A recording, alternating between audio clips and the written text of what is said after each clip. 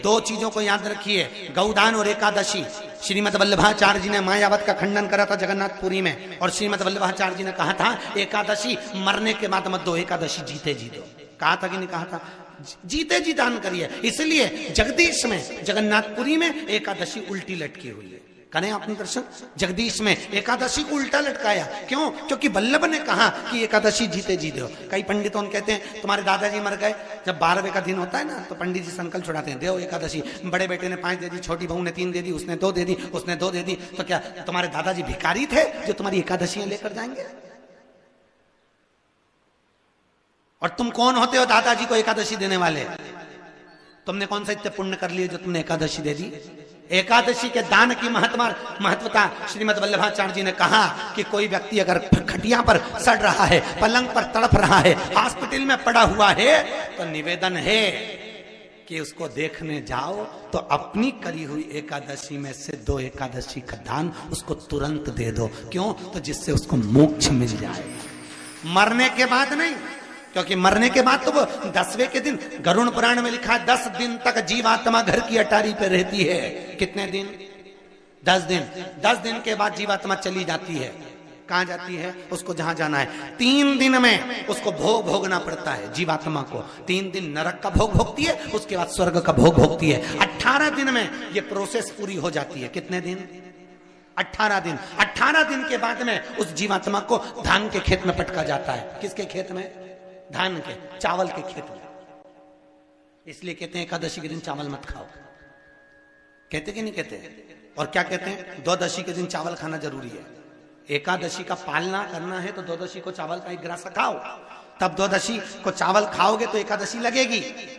चावल नहीं खाओगे तो एकादशी नहीं लगेगी। द्वादशी को चावल खाना जरूरी है। क्यों कहते हैं? क्योंकि धान के खेत में जीव को छोड़ा जाता है, उस धान के खेत में, चावल के खेत में जीवात्मा रहती है। उसको चिड़िया खाती है तो चिड़िया के रूप में जन्म लेता है, मनुष्य खाता है तो मनुष्य के रूप में जन्म लेता है। इसलिए एकादशी के दिन चावल नहीं खाया जाता, क्योंकि एकादशी के दिन हम चावल खाएंगे तो जीव हत्या का दोष लग जाएगा।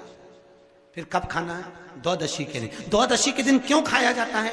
क्योंकि हम एकादशी के व्रत करे रहते हैं, और पहला घासा जब चावल का खाते हैं तो अपनी करी हुई एकादशी का पुण्य, जितने जीव हमारे मुंह में जाते हैं उनको उसका पुण्य मिल जाता है, और उनका फिर जन्म नहीं होता, वो तर जाते हैं, उनको एकादशी का भाग मिल जाता है। इसलिए कहते हैं एकादशी को चावल मत खाओ, पर द्वादशी को। दोपहर के बाद में तोड़ी गई बेलपत्र,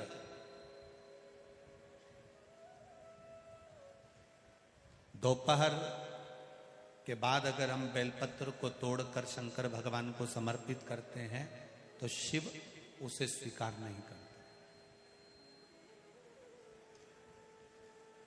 फूल,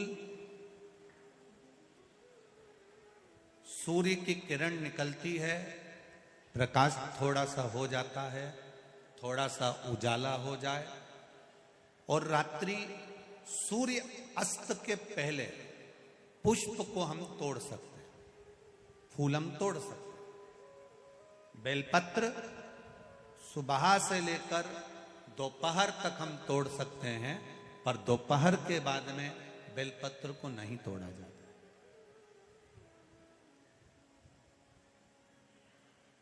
चतुर्थी, अष्टमी, नवमी, द्वादशी, चतुर्दशी, अमावस्या, पूर्णिमा, संक्रांति, ये ऐसे पर्व हैं जिस दिन बेलपत्र को नहीं तोड़ा जाता।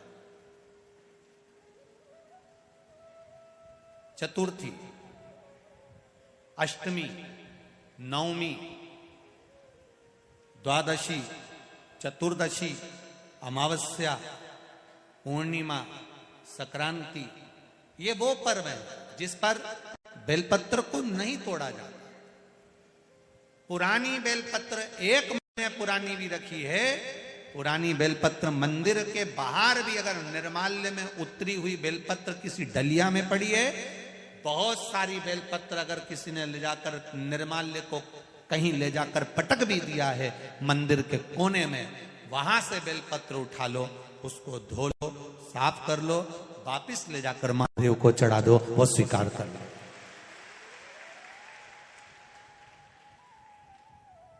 पशुपति व्रत कर रहे हो,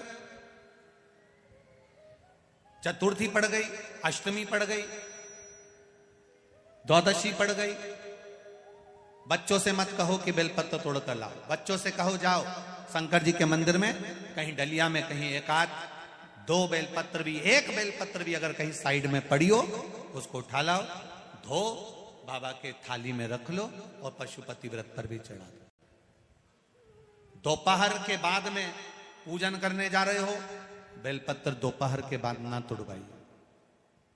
फूल सुबह प्रकाश होने से लेकर रात्रि को, शाम को जब सूर्य अस्त हो उसके पहले फूल आप तोड़ लो, मना नहीं है, दिन भर का समय आपके पास है, पर रात्रि में फूल नहीं तोड़ा जाता। शंकर भगवान पर समर्पित कोई प्रसाद शिव जी को चढ़ाया गया, कोई प्रसाद रात भर नहीं रखना चाहिए। आप लोग तो संकट सोमवार अगर किसी ने करे हों, किसी ने करे संकट सोमवार या 16 सोमवार, हाथ उठाओ किस किस ने करे हैं, पहले करें आप लोगों ने, रखो। जो लोग 16 सोमवार करे हुए होते हैं, संकट सोमवार करे हुए होते हैं, उनको मालूम होता है, उनके स्मरण में रहता है कि संकट सोमवार का जो प्रसाद होता है उसको रात भर नहीं रखते। उसका कारण स्कंद पुराण में भी कहा गया, उसका कारण शिव महापुराण में भी वर्णन किया गया। शंकर भगवान का प्रसाद, शिव जी का प्रसाद, अगर जितना जितना अंधेरा बढ़ते चले जाता है, जितना जितना रात्रि होती चली जाती है और दूसरा दिन अगर लग जाता है, तो उस प्रसाद पर आपका हक नहीं रहता, उस प्रसाद पर फिर चंड का हक हो जाता, फिर उनके गणों का हक हो जाता है, फिर आपका हक समाप्त।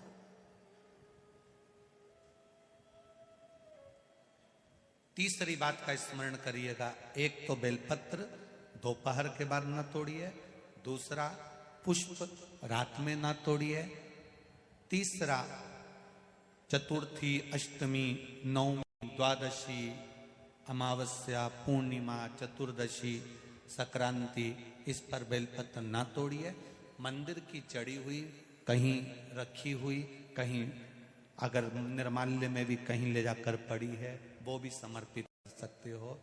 बेलपत्र तो यहां तक वर्णन करती है कि अष्टमी नवमी दोनों पड़ रही है और आपको बेलपत्र की जरूरत पड़ रही, तो एक बेलपत्र को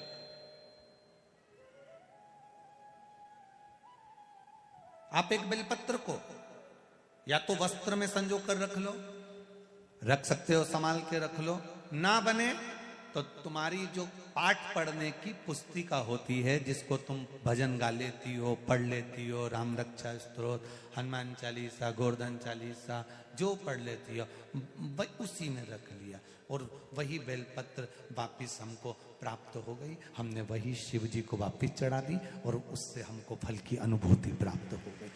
जरूरी नहीं है शनिवार के दिन जो पीपल के वृक्ष में सरसों के तेल का दीप लगाता है उसको शनि कभी परेशान नहीं करता। एक बात हमेशा ध्यान रखिएगा, मान लो अगर कोई भारी रोग ऐसा शनि महाराज के कारण हो गया हो, अच्छे काम करते करते उल्टे हो रहे हैं, होते हैं किसी किसी के साथ में, विपरीत परिस्थितियां आ जाती है, अच्छा करने जाओ बुरा हो जाता है, अच्छा कर्म करने जाओ बुरा हो जाता है। तो पीपल के वृक्ष की जो छाल होती है, छाल देखिए, पीपल के वृक्ष में जो छाल लगी होती है, उस छाल को घिसकर चंदन बनाकर भगवान शंकर का स्नान कराकर, अभिषेक कराकर, पूजन कराकर, पूजन कराने के बाद में पिपलेश्वर महादेव का नाम लेकर, कौन से महादेव? पिपलेश्वर महादेव का नाम लेकर वो जो घिसी हुई छाल होती है, उस छाल का तिलक भगवान शंकर को लगा लो और उसी का थोड़ा सा भाग अपने कंठ पर, मस्तक पर लगाना प्रारंभ कर दो। धीरे धीरे जो विपरीत दशा है वो सुधरना प्रारंभ हो जाती है। पर नाम याद रखना, पिपलेश्वर, जम के बोलिए, पिपलेश्वर महादेव भगवान शंकर का एक अवतार है, पिपलाद अवतार। पिपलाद अवतार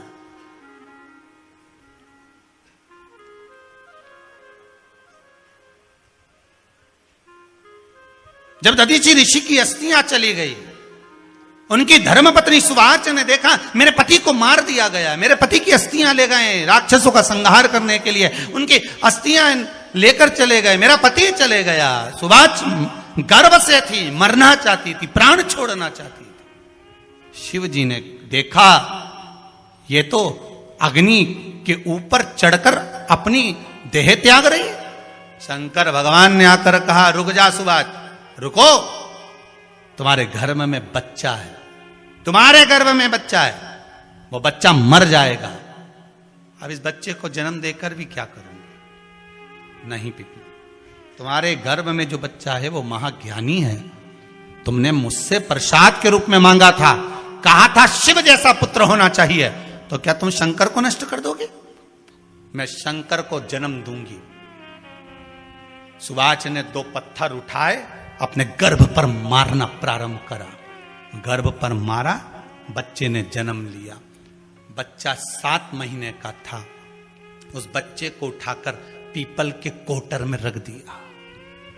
पीपल की कोटर, एक गिलहरी पीपल के फल को लेकर आती थी, पिपलाद के मुंह में देती थी। शिव का एक अवतार, इसलिए शंकर का नाम ही पिपलेश्वर महादेव। शिव का एक अवतार पिपलाद के रूप में हुआ है। तुम क्यों चिंता करती हो? तुम चिंता मत करो, तुम्हारा पुत्र जन्म दो तुम। और दिया धन सुवाच ने, उसके बाद प्राणों को त्यागा। और उस पीपल के कोटर में अगर भरण पोषण करने वाला कोई था तो वह देवाधिदेव महादेव था। फिर निवेदन करेंगे, माता के गर्भ में बच्चा रहता है, उसका भरण पोषण करने वाला मेरा देवाधिदेव महादेव है। अगर जन्म उसने दिया है तो मृत्यु भी वो देगा। अगर तुमको कुछ ज्ञान दिया है तो अच्छी जगह पर भी वही पहुंचाएगा। आप जो अभिलाषा लेकर आते हैं, बच्चे कहते हैं हमारी नौकरी नहीं है, सर्विस नहीं है, हम इस कॉलेज में पढ़ना चाहते हैं, हम इस जगह जाना चाहते हैं, हम इस पद पर जाना चाहते हैं, बस इतना याद रखना, तुम्हारा भाग्य बुरा नहीं होता। कभी भी याद रखना, संसार में जिसको भगवान ने जन्म दिया उसकी किस्मत कभी बेकार नहीं हो सकती। अगर भगवान तुम्हारी किस्मत बेकार होती तो जानवर बनाकर पैदा करता, इंसान बनाकर नहीं। किस्मत अच्छी थी इसलिए इंसान बनकर पैदा हुआ, जानवर बनाकर पैदा नहीं करा। अगर तुम्हारी किस्मत अच्छी थी इसलिए मनुष्य बनकर पैदा हुए हो, इंसान बनकर पैदा हुए हो, मानव बनकर पैदा हुए हो। भगवान को दोष मत देना कि भगवान ने किस्मत बेकार दी है। भगवान ने किस्मत अच्छी बनाई है इसलिए तुझे मृत्यु लोक में जन्म दिया। भगवान ने भाग्य अच्छा बनाया इसलिए तुझे शिव महापुराण की कथा सुनने का मौका दिया। नहीं तो भाग्य में नहीं होती तो कहां से मिल जाती? किस्मत अच्छी है तो भगवान फिर नौकरी भी लगाएगा, धंधा भी करवाएगा, सर्विस भी कराएगा, विवाह भी करेगा, शादी भी करेगा, मकान भी बनाएगा, जायदाद भी देगा, संतान भी देगा। उसने दिया है पेट तो भरेगा वही। हम काय को अपने माथे पर ले? मैंने इतनी पढ़ाई कर ली, मैं इंजीनियर हो गया, मैं ये बन गया, मैंने तो ये कर लिया, उसके बाद भी मैं घर में बैठा हूं, मेरा छोरा घर में बैठा, इतना पढ़ने के बाद बैठा। जन्म उसने दिया है, भाग्य उसका है, किस्मत उसकी है, तो कहो उसको कि शंकर का भजन कर, मंथन करे, मक्खन निकलेगा और घी भी जरूर बनेगा। हारना मती। जब तेरे 3.5 करोड़ बार, गिनती मत करना, गिनती वो करेगा। तू तो भज, तू कुबेरेश्वर का स्मरण कर, तू महाकाल का स्मरण कर, तू काशी विश्वनाथ का स्मरण कर, तू महाकाल राजा का स्मरण करके तो देख। शिव का भजन कर, 1 लोटा पानी ले जाकर रोज चढ़ा शंकर जी के मंदिर में जा। शिव से भजन करने में क्या देरी? नहीं जा सकता शिव मंदिर में जाने में? बच्चों को अगर शर्म आती हो तो बेलपत्री के पेड़ के नीचे पानी चढ़ाया, वो भी नहीं कर सकता तो पीपल के पेड़ के नीचे चढ़ाया, वो भी नहीं कर सकता तो आंवले के पेड़ के नीचे चढ़ाया। पर कहीं जुड़ तो सरी, एक बार साध तो सरी, पकड़ने का प्रयास तो करो परमात्मा को। तुम भगवान को एक बार पकड़ लो फिर परमात्मा नहीं छोड़ता। पूतना ने एक बार गोदी में लेके दूध पिलाया था, बाद में पूतना कह रही थी छोड़ दे छोड़ दे छोड़ दे, आकाश में उड़ गई, छोड़ दे छोड़ दे। भगवान के आई काय को मौसी, काय को आई, और आई है तो दूध पिलाया है तो फर्ज तो अदा करूंगा, ऐसे थोड़ी छोड़ दूंगा। तुम भगवान को 1 लोटा पानी चढ़ा दोगे, भगवान को दूध चढ़ा दोगे तो भगवान ऐसे ही छोड़ देगा क्या? पकड़ लेगा, छोड़ेगा ही नहीं। फिर तुम कहोगे भगवान छोड़ दे, भगवान छोड़ दे। कहां कथा का रस लग गया लोगों को। अब दुनिया के लोग सोचते हैं अब मैं कथा भी नहीं सुनूंगा, मैं घर में काम करूं, दुकान में काम करूं कि कथा सुनूं। पर रात्रि के जैसे ही मोबाइल खोल के बैठा, आज देखो महाराज ने क्या क्या बोला। तुरंत लगा रस। नारी और एक पुरुष दोनों के व्रत करने में बड़ा अंतर है। शिरूर वालों थोड़ा सावधानी से सुना है, स्त्री भी व्रत करती है और पुरुष भी व्रत करता है। पुरुष यदि सोमवार का व्रत कर रहा है, शनि महाराज का व्रत कर रहा है, मंगलवार का व्रत कर रहा है, बुधवार का व्रत कर रहा है, रविवार का व्रत कर रहा है, बृहस्पतिवार का व्रत कर रहा है, शुक्रवार का व्रत कर रहा है, कोई भी व्रत यदि पुरुष करता है तो उसके व्रत करने का फल केवल पुरुष को ही मिलेगा। ध्यान देना थोड़ा सा, उसका फल केवल पुरुष को ही मिलेगा। पर जब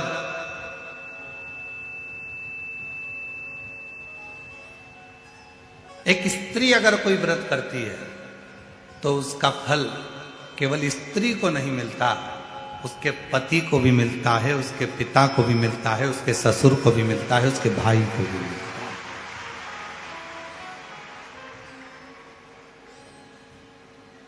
इसीलिए शायद पति के नाम के आगे धर्म नहीं लगाया, पर पत्नी के नाम के आगे धर्म लगाया, धर्म पत्नी। आज तक किसी पति के नाम के आगे तुमने सुना कि धर्म पति है? अरे बोलो तो शिरूर वालों, सुना आप लोगों ने? नहीं सुना।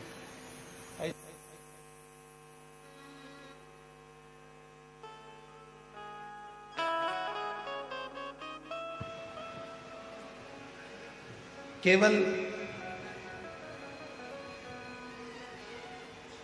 पति अगर सोमवार का व्रत करेगा तो उसको खुद को उसका फल मिलेगा।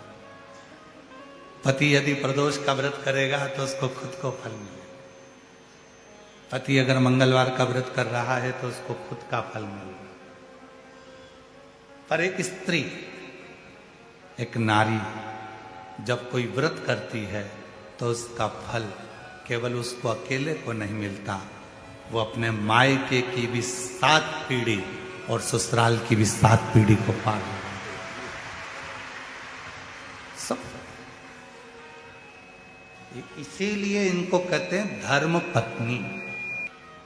और पतियों के नाम के आगे धर्म नहीं लगाया कि तुम धर्म पति, वो धर्म पत्नी है। और पत्नी और धर्म पत्नी में भी जमीन और आसमान का अंतर होता है।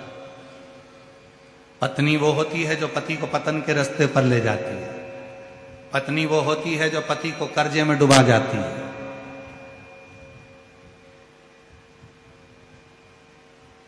हो सकता है हमारी बात का किसी किसी को बुरा भी लग जाए। पहले शादी होती थी तो लड़की की मुंह दिखाई होती थी तो उसमें पैसा मिलता था। बोलो सही है कि गलत है? पहले मुंह दिखाई में पैसा देना पड़ता था। आज का जमाना ऐसा खड़ा हो गया कि मुंह छुड़ाई का पैसा देना पड़ता है। पहले मुंह दिखाई का देते, अब तो जो अदालत में केस पहुंचा तो घर के लोग कहते चाहे कितना ही पैसा लग जाए इसका मुंह नहीं देखूंगी, अब मैं इसका मुंह छुपा लूं। अब मतलब मुंह दिखाई का पहले पैसा लगता था, आजकल मुंह छुड़ाई का पैसा लगता है, इसका मुंह नहीं देखना। तो पत्नी वो होती है जो पतन के रास्ते ले जाए। पत्नी वो होती है जो पति को कर्जे में डुबा दे। नहीं, मुझे तो ये चाहिए ही चाहिए, कहीं से भी लाके दो, कुछ भी करो, पर मुझे लाकर दो। पत्नी पत्नी वो होती है जो पति को सिनेमा घर तक ले जाए। पत्नी वो होती है जो पति को खंडाला तक ले जाए। और धर्म पत्नी वो होती है जो पति को शिव महापुराण की कथा तक ले आए। धर्म पत्नी वो है जो पति से कह दे चलो अपने गांव में शिदूर में रामलिंगम का मंदिर है, चलो शिव जी को एक लोटा जल चढ़ा कर आते। धर्म पत्नी वो होती है जो रोज एक लोटा जल भरकर पति के हाथ में पकड़ा कर दे, पति को एक लोटा जल देकर कह दे कि सामने शिव जी का मंदिर है, तुम जाओ शंकर जी को जल चढ़ा कर आओ, तुम जाओ भगवान शंकर को जल चढ़ाओ। धर्म पत्नी वो होती है जो पति को सतमार्ग की ओर लेकर जाए। सतमार्ग की, वो धर्म पत्नी। बहुत अंतर है पत्नी में और धर्म पत्नी में, बहुत अंतर। और मेरी जीजियों, निवेदन है, धर्म पत्नी बनने का एक तरीका और है। जितनी कथा आप सिंदूर की पवित्र धरा पर सुनो, घर जाकर अपने पति को भी उस कथा को जरूर सुनाओ कि आज हमने शिव महापुराण की कथा में क्या सुना, क्या धारण किया।